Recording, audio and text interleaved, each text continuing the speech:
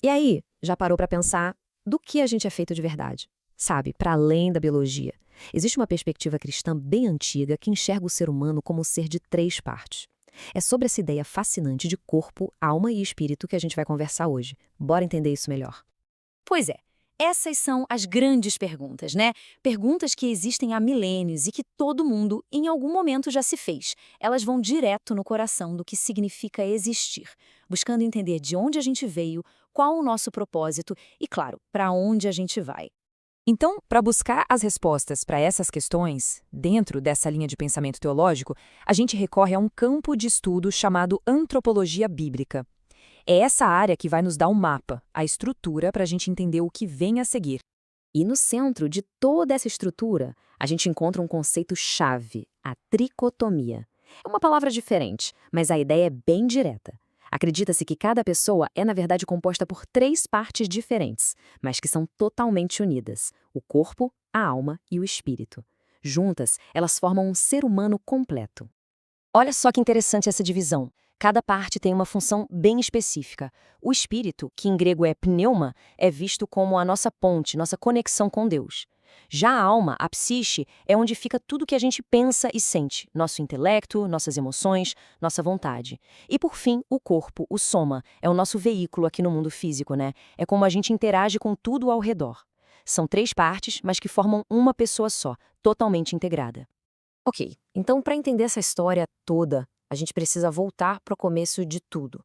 Vamos ver como essa narrativa teológica descreve o estado original, um estado de harmonia perfeita entre essas três partes. Essa passagem do Salmo, ela meio que resume o sentimento principal dessa visão. A ideia de que a humanidade não surgiu por acaso, sabe? Mas que foi uma criação planejada, intencional, algo realmente maravilhoso. Existe um senso de propósito, de admiração nesse design original que é bem forte. E um ponto super importante aqui é que essa tal imagem de Deus não era só uma coisa teórica, abstrata. Não, ela era bem concreta. Se manifestava, por exemplo, na moralidade, na capacidade de ser justo e santo, também no intelecto, na liberdade de pensar e de escolher. E olha que interessante, até na forma física, que de alguma maneira já apontava para uma forma que Deus um dia assumiria. Mas, como em toda boa história, a gente chega num ponto de virada. A narrativa aqui introduz o seu grande conflito, a queda. Esse é o evento que é visto como o momento em que tudo se quebrou, uma fratura que atingiu o ser humano por completo. E essa setação, uau, ela marca uma mudança gigantesca. Aquela harmonia perfeita do começo agora dá lugar à dificuldade, à luta. A vida que era para ser eterna agora tem um fim, a mortalidade. Fica claro que as consequências da queda, dentro dessa visão, são profundas e afetam cada pedacinho da nossa existência. Essa comparação aqui deixa tudo muito claro, né? Olha a diferença. Antes, uma harmonia total entre corpo, alma e espírito. Depois, um conflito interno, uma luta. A comunhão direta com Deus virou separação. A vida e a retidão deram espaço para a decadência física e para a mortalidade. E aquela inocência, sem vergonha nem medo, foi trocada por justamente isso: vergonha, medo e culpa. Para explicar essa nova condição do ser humano, essa natureza interna pós-queda, a teologia usa um termo específico, sarxe, que a gente traduz como carne. Mas aqui tem um ponto muito importante. Carne não é só o corpo físico, é mais do que isso. É uma referência à natureza corrompida, a essa inclinação para o pecado que passou a existir dentro da humanidade. Mas a história não acaba com tudo quebrado, não. Pelo contrário, agora a gente entra na parte da solução, do caminho de volta. É aqui que entra a ideia de redenção e santificação, que é basicamente o processo para restaurar aquilo que foi perdido para voltar a ser inteiro. E essa passagem aqui é o ouro. É um texto-chave para entender esse conceito. Por quê? Porque ela deixa bem claro que essa santificação, essa restauração, não é só de uma parte. É um processo completo, que envolve o ser humano em sua totalidade. O espírito, a alma e o corpo. Todas as três partes. Então, esse processo de restauração é visto como uma jornada com três grandes etapas. Tudo começa com o que é chamado de novo nascimento, que seria a regeneração do espírito, o religar daquela conexão com Deus. Depois vem a santificação, que não é um evento único, mas um processo contínuo de purificação da alma e do corpo.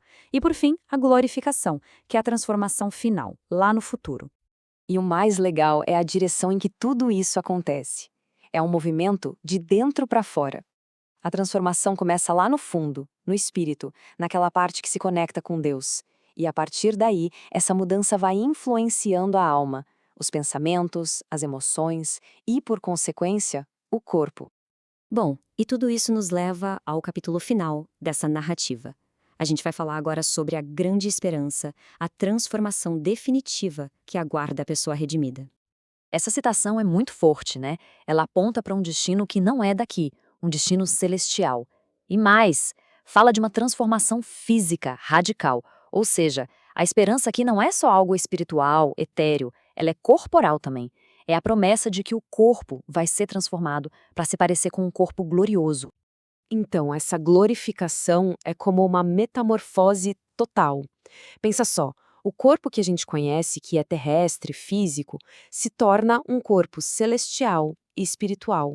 O que é mortal e sujeito a falhas se torna imortal e incorruptível. É a transformação daquele corpo abatido para um corpo glorioso. É de fato a restauração completa do ser.